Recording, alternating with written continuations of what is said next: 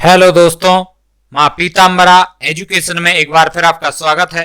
हम आपके लिए लेकर आए हैं भारत में पाई जाने वाली मिट्टी और उनसे जुड़े हुए तथ्य।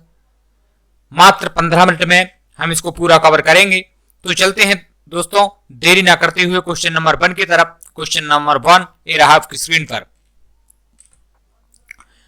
भारतीय कृषि अनुसंधान परिषद के अनुसार भारत में कितने प्रकार की मिट्टियां पाई जाती हैं?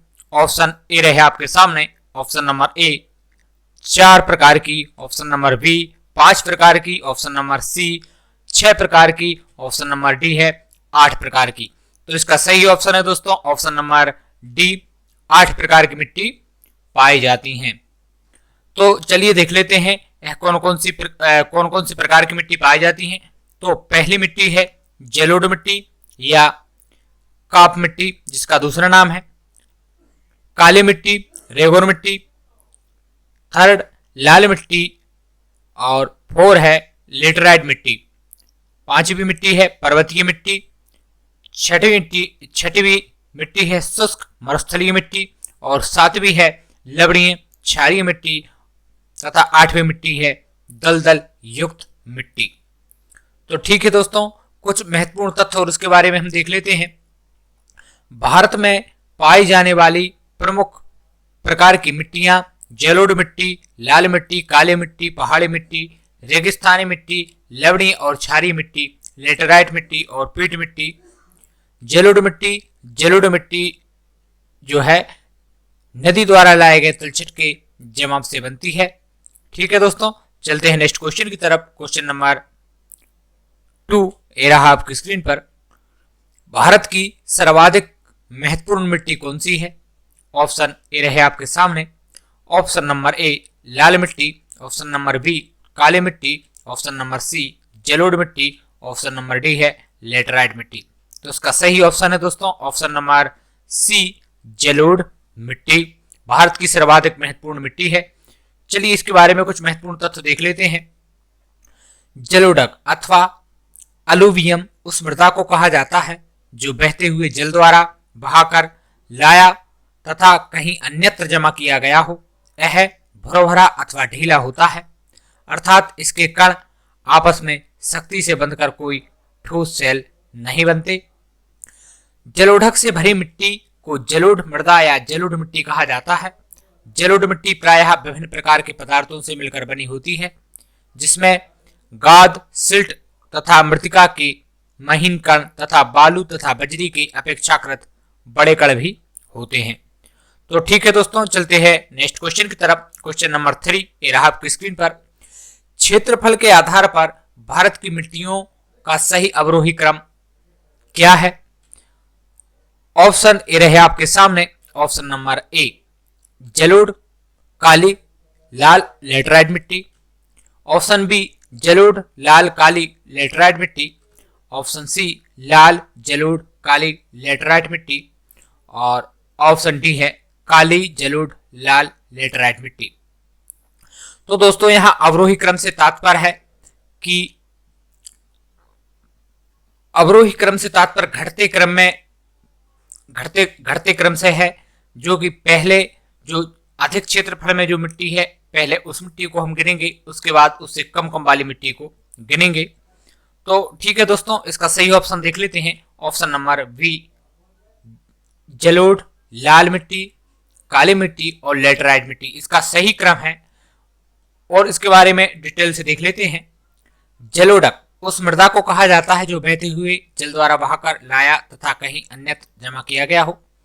पहले भी इस बात को हम आपको बता चुके हैं, लेकिन इसमें ध्यान देने वाली बात यह है कि शुष्क और चलिए इसके बारे में डिटेल से पूरा ही इसको देख लेते हैं। जलोढ़ उस मृदा को कहा जाता है जो बहते हुए जल द्वारा बहाकर लाया गया तथा कहीं अन्यत्र जमा किया गया हो। यह भुरभुरा अथवा ढीला होता है। लाल मिट्टी लाल, पीली एवं चॉकलेटी रंग की होती है, यह आपको सभी को पता है। शुष्क तौर पर जलवायु में प्राचीन रबेदार और परिवर्तित चट्टानों की टूट फूट से बनती है। भारत की स्थानीय मिट्टी में से काली मिट्टी सबसे अलग दिखाई देती है, इसे रेगुर भी कहा जाता है। इसमें नाइट्रोजन, पोटास, ह्यूमस की कमी होती है, लेकिन प्रायः इसे काली कपास मिट्टी भी कहते हैं। लैटेराइट मिट्टी चाय, कहवा आदि फसलों के लिए उपयोगी है क्योंकि यह मिट्टी अम्लीय होती है।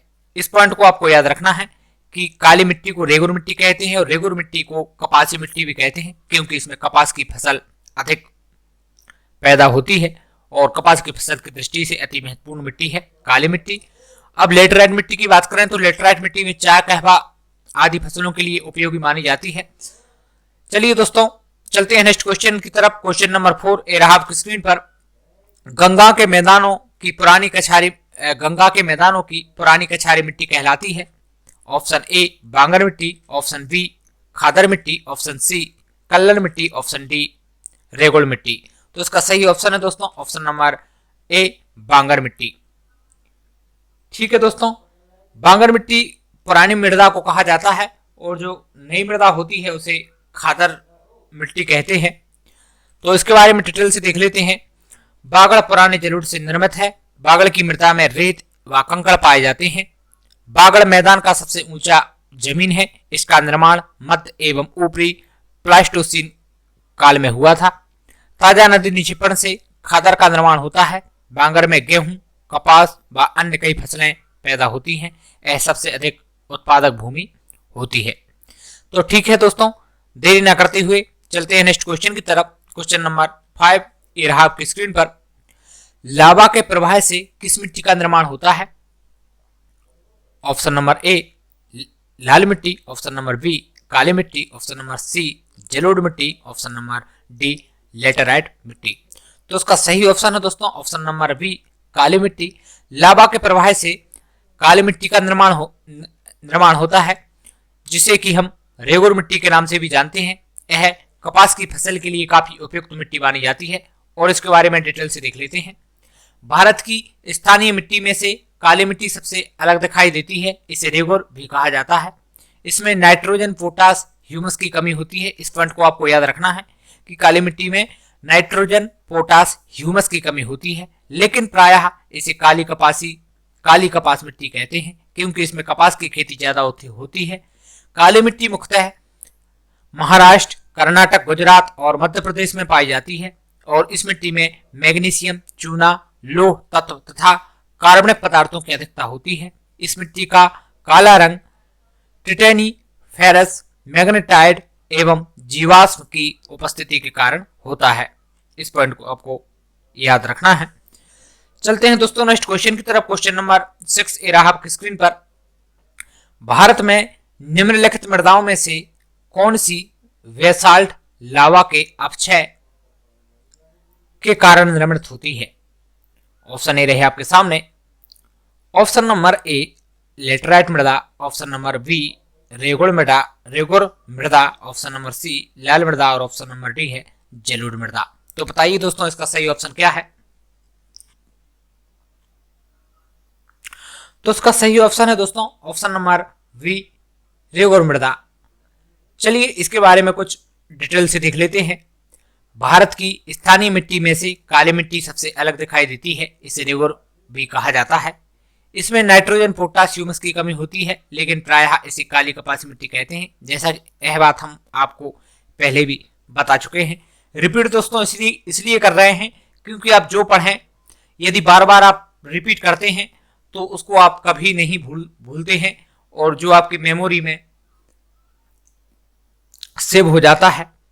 ठीक है दोस्तों, चलते हैं नेक्स्ट क्वेश्चन की तरफ। क्वेश्चन नंबर 7 ए रहा आपकी स्क्रीन पर। तटीय मैदानों और उत्तर भारत के मैदानों में उत्कृष्ट मृदा है। ऑप्शन ए रहे आपके सामने।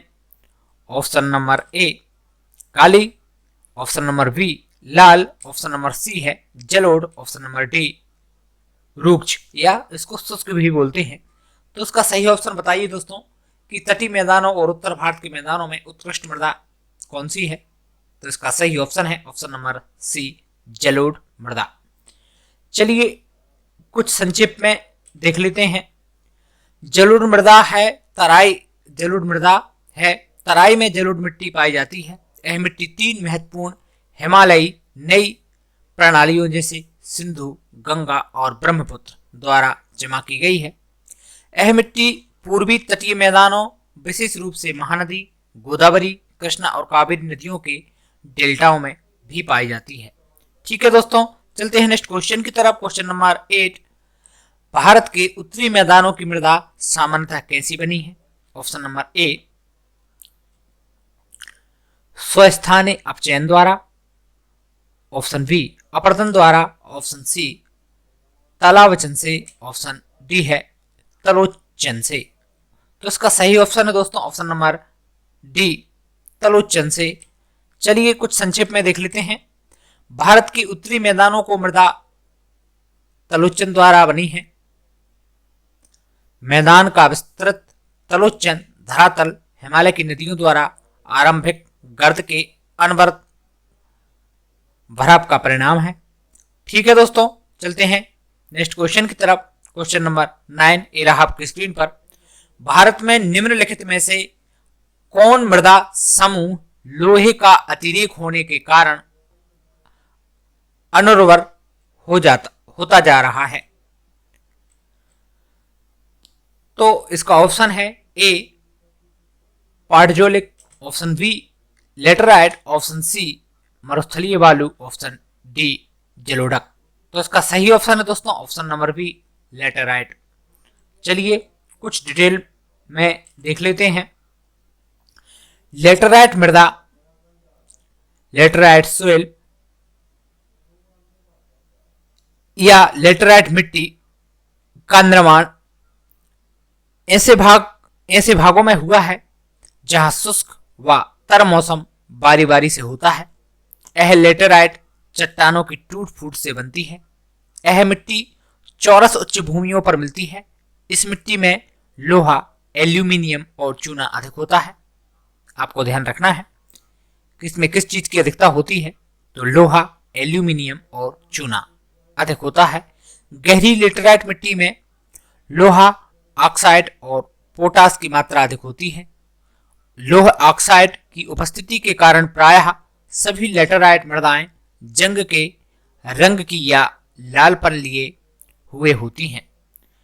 ठीक है दोस्तों, चलते हैं नेक्स्ट क्वेश्चन की तरफ। क्वेश्चन नंबर 10 ये रहा आपकी स्क्रीन पर। भारत में समस्त स्थल भाग का कितना प्रतिशत जलोढ़ मिट्टी से ढका है? ऑप्शन ए रहे आपके सामने।